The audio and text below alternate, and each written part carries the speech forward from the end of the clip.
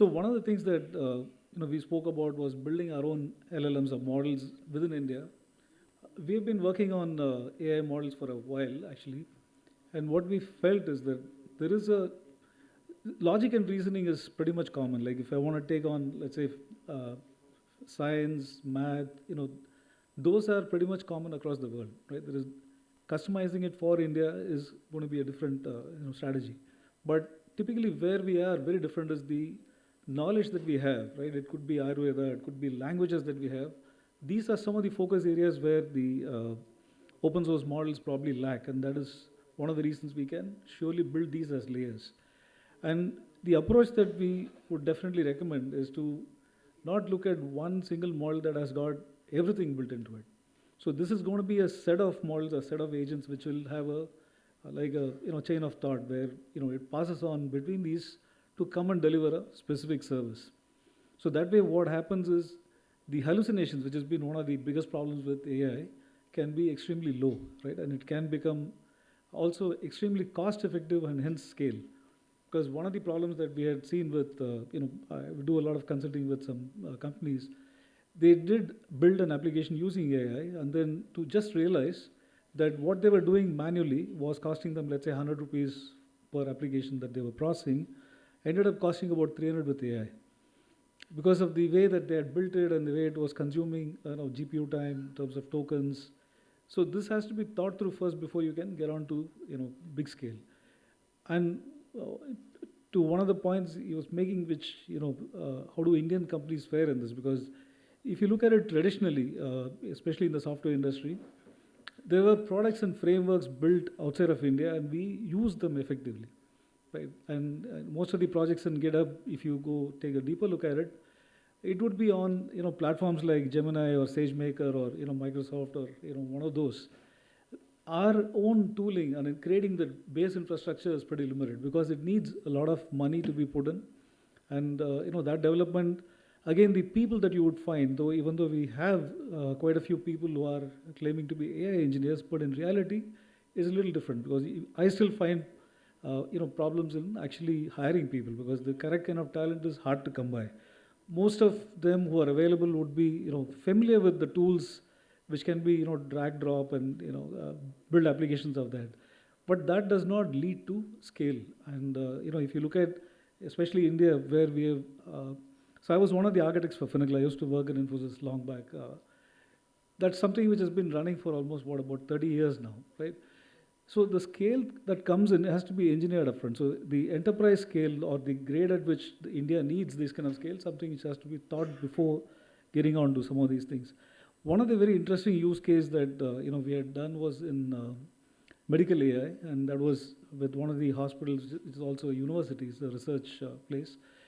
We realized that the doctors are in real shortage here, right? Especially for this is a cancer hospital, and the challenge was to get the attention of the oncologists because this is one disease where everything is codified. There is a ICMR which is laid out certain standards. So if there is a node size and they have a specific classification code, and based on that there is a decision made whether this patient moves into a palliative care or it goes into a treatment, right? And that's a pretty big decision to make. So we tried using AI there in training. Again, the problem is availability of data. If you see the doctor's prescriptions or notes, right, it's pretty limited. They just write in shorthand a few letters, and that's all is available. So when we look forward to training a model which can replicate that doctor and help in becoming a doctor's assist, it was impossible. So we actually had to build a small tool which will capture the voice conversations and annotations and then transcribe it. And one of the challenges there was not the AI model nor the hardware. The problem was the mic, right? Because it's a cost of like 1,000, 2,000 rupees. Unless you have the place wired up properly, people, if you can't listen to it, you can't do anything with AI. So that is, the edge tool becomes the problem, really.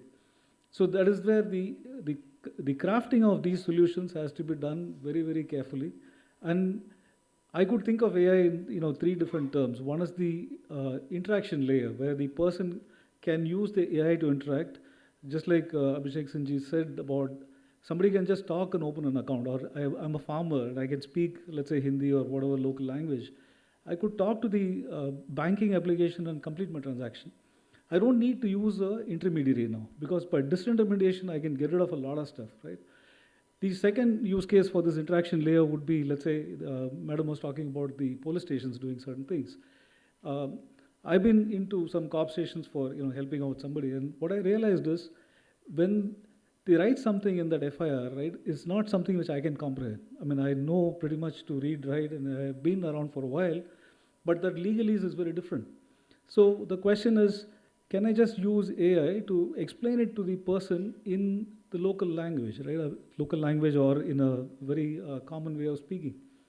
So that eliminates the barrier. So we tried to put together a project which we called as Sounds of Silence. And what I mean by that is, all of us sitting here probably are privileged. If we get into any kind of trouble anywhere, we know how to get out of it. Right? We have the wherewithal, we can speak, we can fill up forms, we can call somebody, get some things fixed. But a person who's poor and does not have access to much, this is one way AI with especially voice can really democratize, and you can start listening to the problems. Like the place I live in, Bangalore, I could say if somebody asked me what's the problem, I'd say traffic jams and the road quality. But the person living opposite of my house in a smaller area, his problem would be electricity and mosquito menace and, let's say, water. So it is completely disproportional, right? Because I keep writing it. Let's say I put it on Twitter. I mark somebody. So somebody comes and fills up the potholes because that is of more importance. But then the guy who doesn't have clean drinking water gets denied that benefit. So to get to being equitable, which is what a lot of the speakers in the earlier session also spoke about, this is one fantastic tool, because one, it can be anonymity, right? You can anonymize the whole transaction. Where we have seen people sitting behind a computer, they are warriors, but in the road, if there's something happening, nobody confronts, right? They instead take videos and post it probably. So this brings in that layer of interaction where this can be extremely useful. The second part is the integration layer. One of the challenges that we were asked to solve was, let's say, how is the commodity price movements going to happen now? So while you can build ML models, unless you have data access, it's going to be very limited of any use, right? So somebody had tried a few things out, but then in this, the layer that it can do wonders is the integration of, let's say, GST data, right? Because everything that you buy, right, it could be seeds. I can now find out in each area what is getting bought by the farmer to sow. He's buying seeds, and then I then can track the, let's say, growth of the crop by looking at how much of fertilizer did he buy or pesticide he bought. And if I can correlate that with, let's say, power consumption in that area for the farms, I know how well he's watering it, because if something doesn't grow, I'm not going to water it, right? So these are called proxy parameters. So evolving something similar, right, and building this out actually eliminates the pyramid to turn into cylinders. I think the pyramid was the thing that he used, because sitting at the top of the pyramid probably have better access to a lot of stuff. But you want to make it cylindrical. This is the best opportunity, I think, and the integration layer is something which is going to give that power, because you can anonymize this data, but then you can, if you give it to private companies, like I was talking to some of the seeds companies, right? They said, if this is available, I know precisely what to plan for next.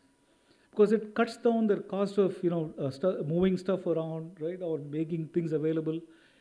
The lesser the inventory they carry, the better the pricing they can do with the farmers as well, right? So also gives the farmer an indication saying who's doing what next to me, because based on the projections, and it's typical of our country that last year onion prices went up crazy, so this year everybody is going to sow onions. Then that price will crash and then tomato will go up, right? So this inequality can again be looked at, but then this needs all this data to get integrated. So that is the AI on the integration layer. The last part is the inference layer, which doesn't really need much, because there is a knowledge which is going to be used for these inferences based on the data that's being supplied on real time.